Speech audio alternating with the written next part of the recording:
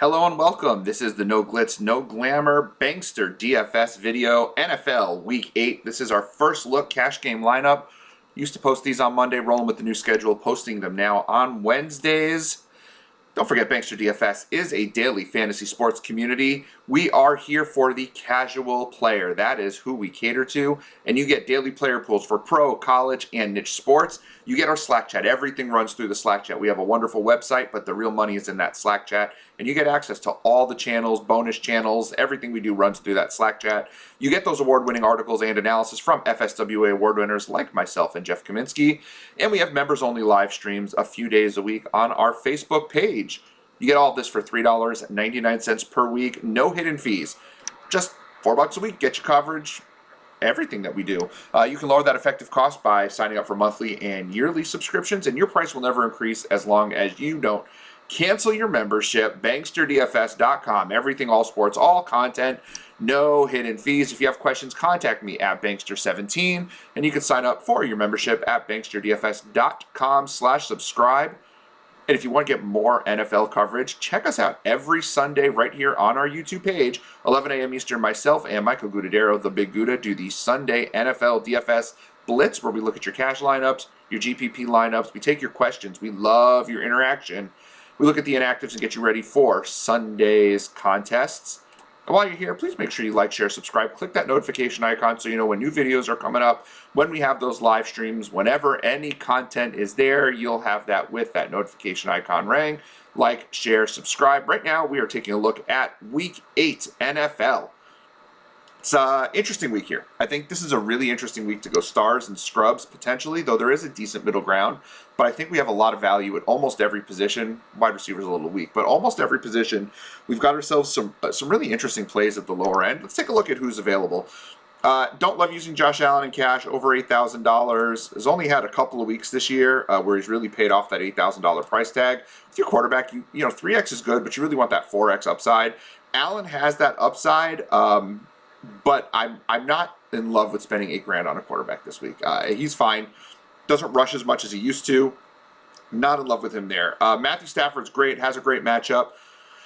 I like rushing quarterbacks. I just do. I like quarterbacks that hit the ground and can give us a little bit extra with their feet. And Stafford just doesn't do that. He's got those 30-point games, but he also has a game under 20 points. And you know, he's got a couple of low 20-point games. And we've just got quarterbacks on the slate who do better than that for a lower price.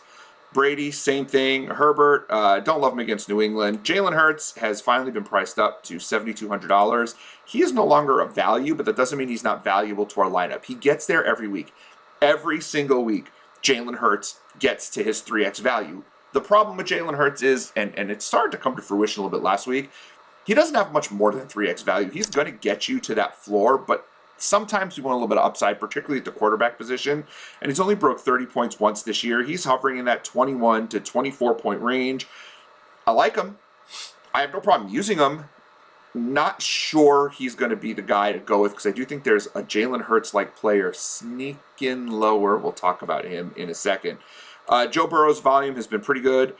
Jets are pretty bad, and he's put up 2 or more touchdowns every single week this year. He's gone under 20 points 3 times, but not in the last 4 weeks. He's got a pretty safe floor, but again, no real rushing upside. I'd rather just use Hurts for an extra $100 there to give you that rushing upside. We do have the Jameis Winston revenge game, but he's not doing enough. I don't trust Tannehill.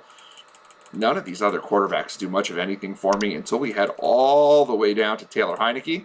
One of the reasons I love Heineke is he's got that rushing upside, and that kind of came to fruition last week. 95 yards on the ground, should have had a touchdown. Stupid NFL rules. Has a couple other games with 40 yards rushing. There is a little bit of a floor there, and against Denver, he's probably going to run around a little bit. $5,300, not a bad price for a guy who's gone over 20 fantasy points in 4 of the last 6 weeks.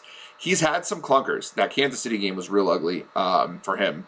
And the New Orleans game, New Orleans got a pretty good defense. But Denver's okay, but I think he's in a good spot here, Heineke. I'm not going to go use him most likely this week, but I do think he needs to be talked about because that rushing floor is starting to be realized. The other guy I'm looking at right here is Tyrod Taylor. He should be activated from the injury report this week. He practiced this week.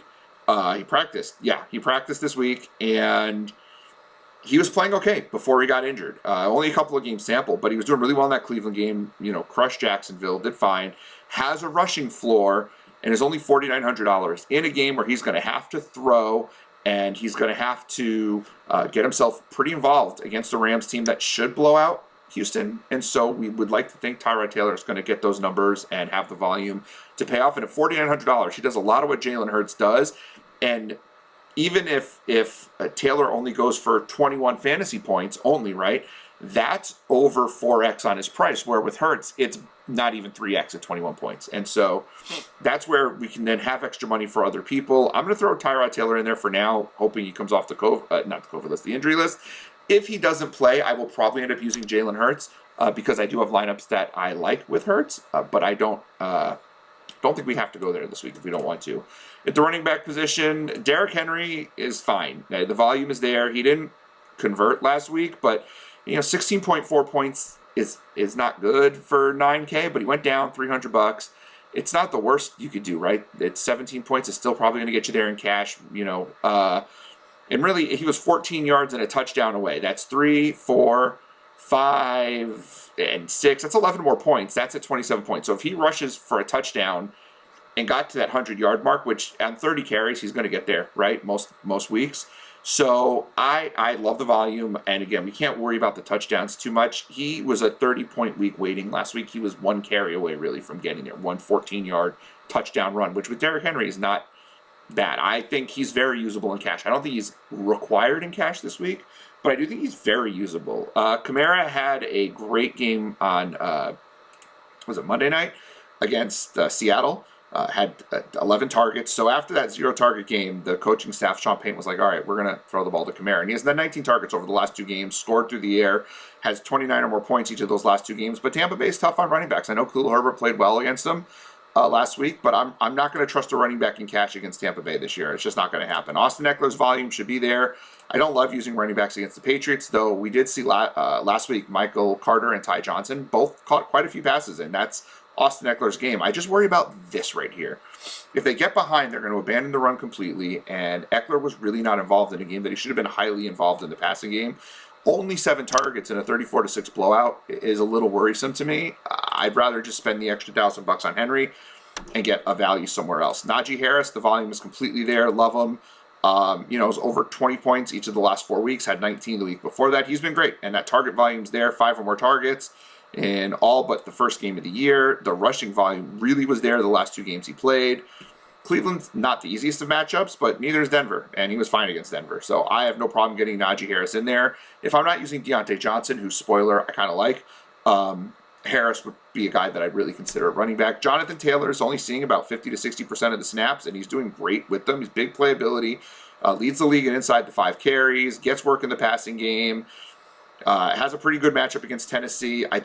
The volume in terms of the amount of snaps isn't there. Now it's working, but I would like to see more snaps out of Taylor. He's in consideration, but I don't see him making my final cash lineup. This guy, DeAndre Swift, if I'm using Tyrod Taylor, will probably end up in my cash game lineup.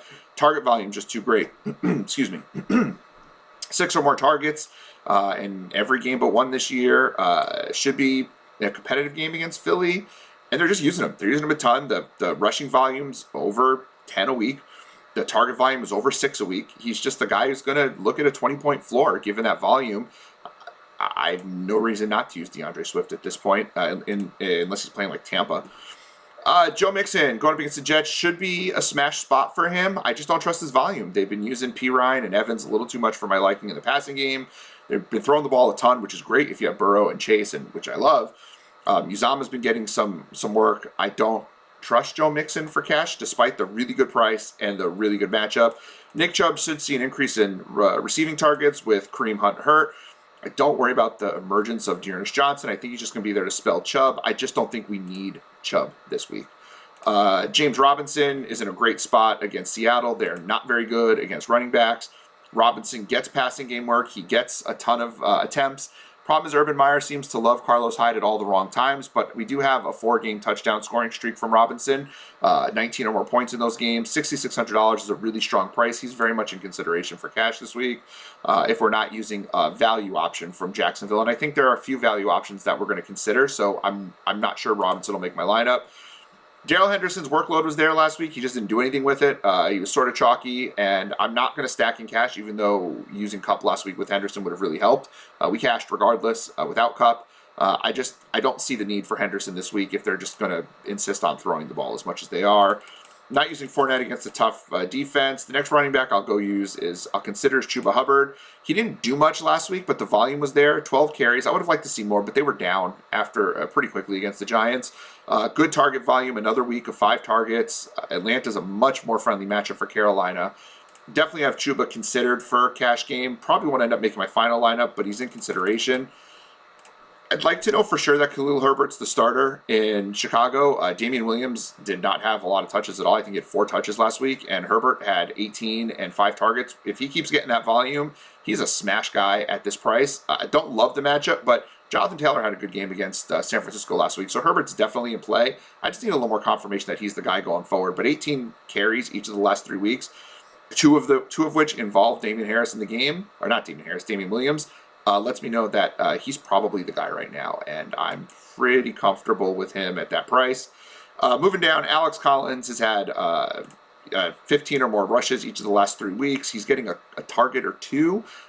Jacksonville, great matchup for Seattle. They're not going to throw a lot with Geno Smith.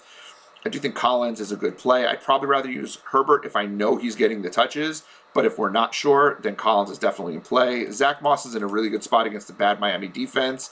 Kenneth Gainwell looks to be the guy to own in Philadelphia if you, with Miles Sanders out, and if he's out again this week. I mean, Gainwell has gotten 3 or more targets in every game but 1 this year, 8 targets twice in the last 4 weeks. Look to be getting the work over Boston Scott.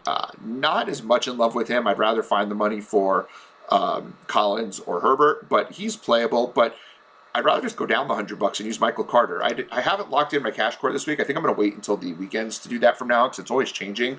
But I have a strong feeling Michael Carter is going to be in my cash core this week. He's getting a lot of work for the Jets, particularly in the passing game. 3 or more targets in each of the last 5 games. The Jets have realized this is the guy that they need to use as their playmaker, kind of the way Denver should with Javonte Williams, but they haven't yet. Double-digit carries and 3 or more targets in just about every game. 10 or more fantasy points in 4 of the last 5 games. In a game they're going to have to throw to keep up with Cincinnati. Love Michael Carter. Probably going to end up in my cash core this week. Moving on to the wide receiver position. I don't love high-end wide receiver this week outside of Cooper Kupp. Kupp's having a historic year. Don't see any reason why they won't continue doing that with him to continue to throw him the football. 10 or more targets every single week. 30 or more fantasy points in 4 of the 7 weeks. 26.8 or more in 5 of the weeks. They've used him a lot in the blowout games. I'm not afraid of Cooper Kupp, and we can absolutely fit both him and Derrick Henry in our lineup this week if we use Tyrod Taylor and Michael Carter. So I don't see why we don't lock Kupp into our lineup this week. It just makes sense. I don't love Diggs against Miami. He's getting some volume, but they're spreading the ball around pretty well in Buffalo. Not a big fan of that. Mike Williams is still just a GPP play for me. Terry McLaurin is fine. Target volume is there, but at $7,600, you're paying at his ceiling. I don't love doing that. Jamar Chase, for me, is still a GPP guy. Deebo Samuel's the next guy to take a look at right here. Target volume is there. 8 or more targets in every game this year. Doesn't do a ton of it with it in some games, but that volume's hard to ignore. But again, $7,400, a little bit pricey. And I can't afford to spend for over 2 7-grand receivers. So I'm really not looking too much at those over 7K receivers. Deontay Johnson's volume's there. He had the 1 game with the 2 targets. I think got injured in that game. Otherwise, 10 or more targets every single week. Just volume guy, easy play.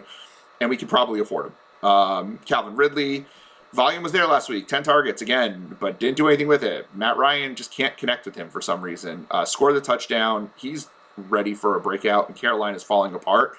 Not opposed to Ridley. It really comes down for me for a wide receiver spot between Ridley and Deontay Johnson in that range. Keenan Allen's not doing enough with the targets he's getting, and he only had 5 the last game he played, and a game that they needed to throw. A little nerve-wracking. Hasn't gone over 20 yet this year, except for week 1. Not ready to go back to Keenan Allen in cash. Chris Godwin, targets are there. Had 11 last week. If Antonio Brown is out again, I think Godwin makes a lot of sense at $6,400. If Antonio Brown is in this week, I think Brown is the guy. Brady loves him, and target monster, and he's cheaper, and he's putting up 20 points or more in 3 of the last 5 games. As long as he's healthy, I think I prefer Antonio Brown to Godwin. Brandon Cooks should be playing catch-up a lot in this game, and with that, he'll see the target volume, 7 to 12 targets. If Tyrod Taylor's in there, I like him a lot more. He's $300 cheaper than last week. Jalen Waddle makes some sense. Tua seems to like him, but who knows what's going on with the Miami passing game with the Deshaun Watson rumors. Not sure where their mentality is going to be. Michael Pittman seems to be getting more work. We can't really count this past week because there was a monsoon, and the week before because T.Y. Hilton was back. But without T.Y. Hilton, the guy's getting 7 or more targets every single game. Tennessee's a great matchup for him. I like Michael Pittman as a sneaky mid-range play. Cole Beasley should see a ton of work against Miami. I know I said I don't love Buffalo receivers, but at under 5K against a Miami team that does struggle against the slot, I do think Cole Beasley makes some sense. He did only have 4 targets against them the last time they played, which gives me a little bit of pause. I don't think I'm going to end up having to use him this week anyway. Further down the list is just, I'm going to have to dig in a little bit more into these value guys. The other guy I was looking at here, though, is Jamal Agnew. He's been lining up in the slot a lot for Jacksonville. 13 targets over the last 2 weeks. Makes a lot of sense in a game against a Seattle team that's weak against the pass. And that Jacksonville, you assume, will have to throw quite a bit.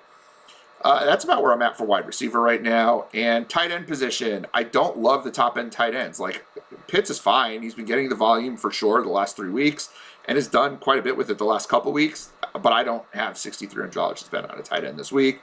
I do like Dallas Goedert against Detroit. I do think he's in line for a decent game. Hurts looks for him. You know, he's a 4 to 5 target guy. If he can get up to 7 or 8 targets, he'll pay off. But $4,700 is a little bit much. Houston, terrible against the tight end. Love Higbee in the spot, but I'm using Kupp. So if I fade Kupp, Higbee will probably go into my lineup at $4,500, but I'm using Kupp, so I'm not using Higbee. And Higbee hasn't done anything really with his targets. Has 2 games over 10 points this year. But Houston, really bad. More of a tournament play for me, though. Hunter Henry has scored a touchdown in each of the last 3 weeks now? 4 weeks? 4 straight weeks with a touchdown. Jonnu Smith is injured, getting the targets. Revenge game against the Chargers. I have no problem with Henry. Prefer more in a tournament. Seals Jones and Uzama get enough work. They're definitely viable. Pat Freiermuth had 7 targets in the first game without Juju Smith-Schuster. Cleveland, not great against the tight end. Definitely in play at $3,600. Cole Kmet's getting a bunch of targets, not doing much with it. Tommy Sweeney should be filling in for Dawson Knox, who has 3 or more targets in every single game this year. Miami, again, kind of weak against the slot, but he's, the 5th or 6th option? Sweeney's going to be a tough guy to put in the lineup. The guy that I'm going to probably run at is Dan Arnold this week. He's been running a ton of routes since his trade to Jacksonville, has 13 targets the last 2 games they've played. They're going to have to be throwing. Seattle is bad against the pass. With all this Jacksonville options, he's the cheapest and the one that fits my lineup the best, so I'm going to put him in my lineup. We'll have to dive into defense later. The video is running long, and I don't want it to run too long. Just know Washington's in a great spot. They've been a lot better the last 3 weeks, and they've played Green Bay and Kansas City and New Orleans in those last 3 weeks, and yet they've still managed to put up 5 or more fantasy points in each of those games. Also had 6 against Atlanta. 2,100 is just too cheap. Let's fill out the rest of this lineup. I got Derrick Henry in my lineup for sure. Where else was I going with my other running back position? We'll leave the DeAndre Swift was my other running back, which leaves me enough room for, it was Deontay Johnson and $3,600. I don't remember who else I put in there. I had a lineup pre-made here. Maybe we go with Calvin Ridley and Jamal Agnew. I'm not stacking in cash. This lineup's obviously going to have to change because I'm not using those guys. But this is with the Tyrod Taylor in there as well at quarterback. Who was I using here? Calvin Ridley. So this is a first look potential lineup. It's not going to be the lineup I end up rolling with, because I'm not going to stack Jacksonville, though they're both really good values. Tyrod Taylor, Michael Carter, Derrick Henry, Cooper Kupp, Jamal Agnew, Calvin Ridley, Dan Arnold, DeAndre Swift, Washington football team. The guys that I think will most likely stick in this lineup going forward, if he's playing, will be Tyrod Taylor, Michael Carter, love. Cooper Kupp and Derrick Henry should find their way into my lineup. Washington football team and Dan Arnold seem to be pretty well locked, so I'm going to be playing around with the Agnew, Ridley, Swift. I like Swift a lot, so it's really going to be these receivers I'm playing around with more than anything.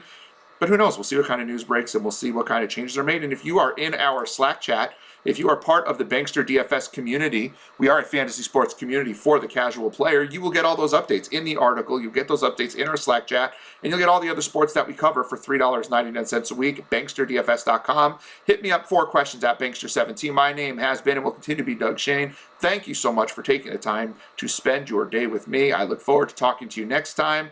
Banksterdfs.com.